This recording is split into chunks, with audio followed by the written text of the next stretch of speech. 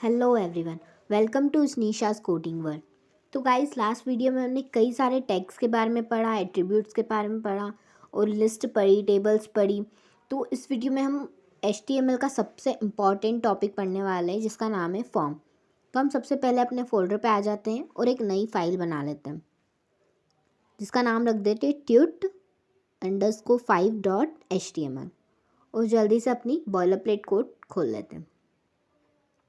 Exclamation mark, enter. और अपने title का नाम चेंज करके डॉक्यूमेंट से HTML फॉर्म्स कर लेते हैं। तो हम देख लेते हैं कि फॉर्म्स होता क्या है।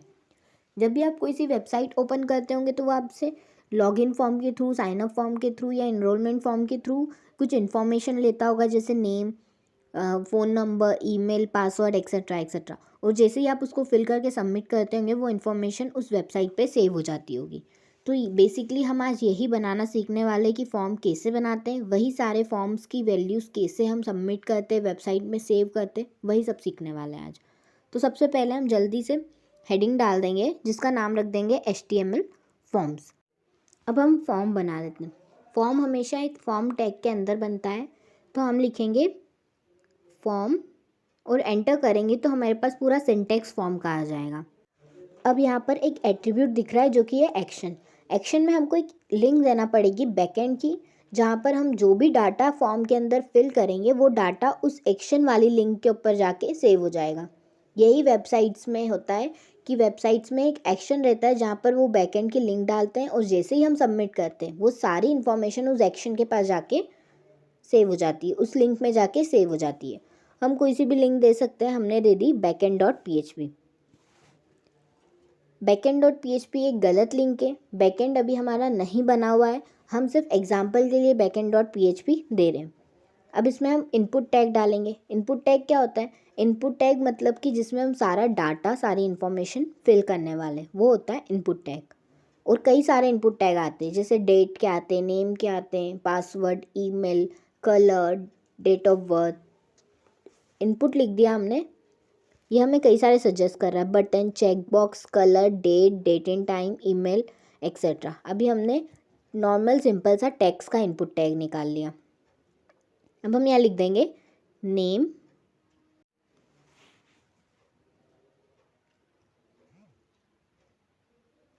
कॉलन लगा देंगे और इसको पोर्ट कर लेते हैं। अब यहाँ पर हमें नेम भी दिख रहा है और नेम का इनपुट टैग भी दिख रहा है। अब यहाँ पर हम कोई सा भी नेम फिल कर सकते हैं। इसने मुझे ईशा जायसवाल सजेस्ट करा है, मैंने नेहा फिल कर दिया है। ओके, तो ये इनपुट टैग होता है जिसका टाइप है टेक्स्ट। तो अभी आपने देखा कि हमने जैसे इनपुट लिखा उसने कई सारे टाइप सजेस्ट कर दी कि आपको किस टाइप का इनपुट चाहिए, check box, buttons, name, text, email, password etcetera etcetera. अब हम एक और इनपुट टैग ट्राई कर लेते हैं जिसका हम टाइप कोई और दे देते हैं, जैसे हम ईमेल दे देते हैं। तो लेट्स ट्राई। हम लिख देंगे इनपुट और यहाँ पर ईमेल इसने सजेस्ट करा हुआ है, उसके ऊपर एंटर कर देंगे। अब ये आईडी और नेम मांग रहा है। आईडी को तो अभी हम हटा देते हैं। नेम क्या होता है? नेम बहुत एक इजी वे है समझने का। तो नेम एक ऐसा नाम होता है जिससे आपका बैकएंड इस टैग को समझेगा कि आप कौन सा टैग हमें सेंड कर रहे हो। तो हम यहाँ पर लिख देंगे माय नेम या माय ईमेल लिख देते हैं, तो बैकएंड को समझ में आ जाएगा कि ये जो इन्फॉर्मेशन आ रही है ये एक ईमेल है। तो हमने यहाँ पर लिख दिया माय ईमेल और यहाँ पर ईमेल लिख के कॉलन लगा देंगे और इसे पोर्ट कर लेते हैं।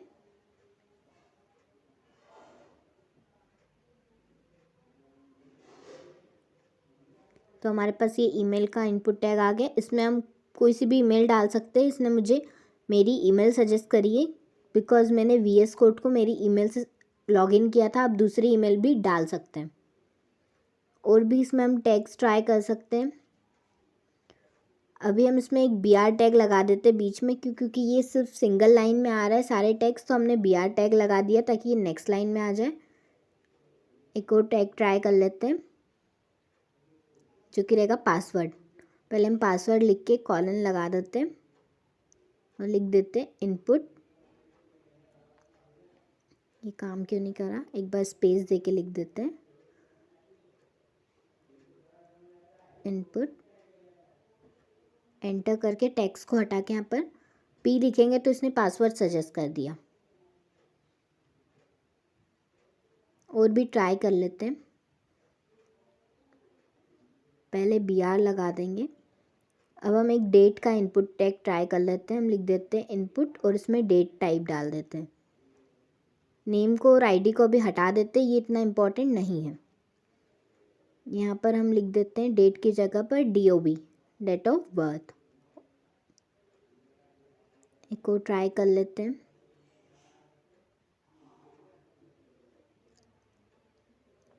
BR और अब ट्राई कर लेते हैं नंबर टाइप का इनपुट टैग। तो इनपुट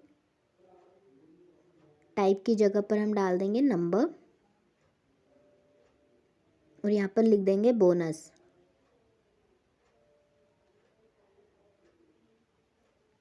अब आप सोच रहे होंगे इतने सारे इनपुट टैग तो लगा दिया, अब इसको सबमिट कैसे करेंगे।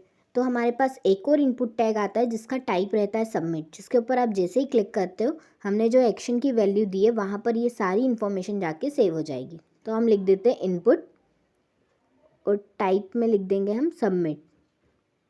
टैग्स को हटा के लिख देंगे सबमिट और इसकी वैल्यू दे देंगे सबमिट नाउ।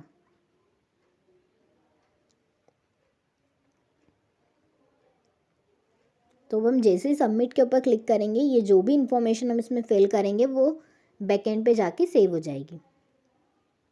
तो ये हमारा बहुत अगली सा फॉर्म बन के आ गया है जिसमें नेम है, ईमेल है, पासवर्ड है जिसमें हम कुछ भी पासवर्ड दे सकते हैं। हमने नेम में लिख दिया ईशा जायसवाल, ईमेल भी लिख दिया और पासवर्ड भी लिख दिया। डेट ऑफ बर्थ में एक डेट ऑफ बर्थ सिलेक्ट कर दी। हमने इसमें कोई कैलेंडर नहीं लगाया, ये सिर्फ HTML ने हमको पूरा कैलेंडर दे दिया है सिर्फ एक टैग की वजह से। नंबर्स में हमारे पास ऑप्शन आ गया है अप एंड डाउन एरो का, हम इसमें कोई सा भी नंबर सिलेक्ट कर सकते हैं और जैसे ही सबमिट पे क्लिक करेंगे इसने हमें एक बैकएंड में जाके भेज दिया जहाँ पर लिखा है can not gate backend dot PHP। क्योंकि हमारा बैकएंड डॉट PHP एक गलत लिंक है, इस कारण हमारा बैकएंड इसे पहचान नहीं पाया। अब हम वापस से अपने फॉर्म पे आ जाएंगे।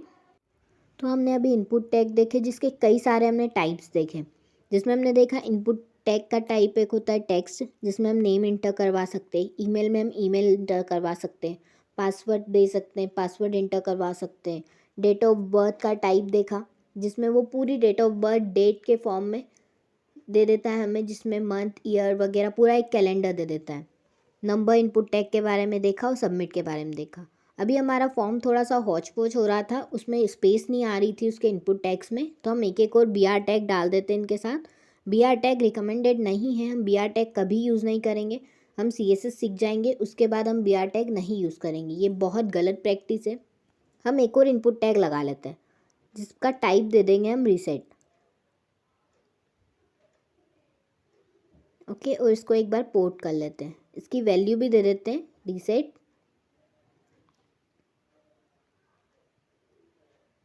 इसको पोर्ट कर लेते हैं। अब हम रीसेट के ऊपर जैसे ही क्लिक करेंगे हमने जो भी फॉर्म में वैल्यूज़ लिखी हुई है वो सारी इरेज हो जाएगी। ये होता है रीसेट टैग का काम। हम इसको पहले फिल कर लेते हैं। स्नेहा महाजन, ईमेल में हम कोई सी भी एक ईमेल दे देते हैं। पासवर्ड में कुछ भी पासवर्ड दे देते हैं। डेट ऑफ बर्थ सिलेक्ट कर देते हैं और बोनस में कोई सी भी एक वैल्यू दे देते हैं। अब इसको एक बार रीसेट कर लेते हैं। जैसे ही रीसेट पे क्लिक करा हमारी सारी वैल्यूज़ इरेज हो गई।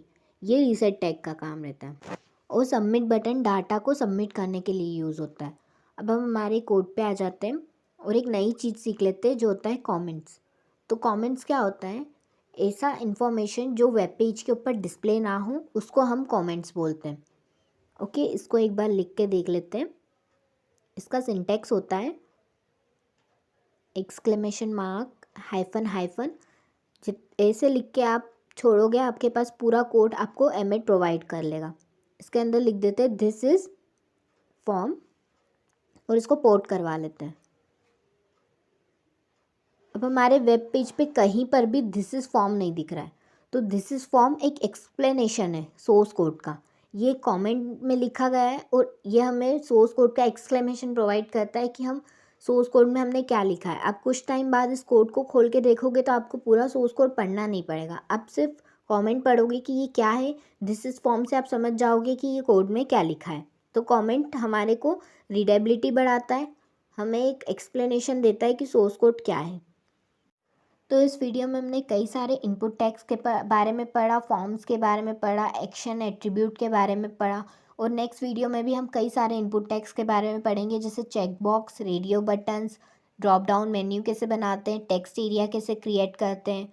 सो इस प्लेलिस्ट को ज़रूर से ज़रूर एक्सेस कर लेना और इस वीडियो को लाइक करना बिल्कुल मत भूलना। Thank you so much guys for watching this video.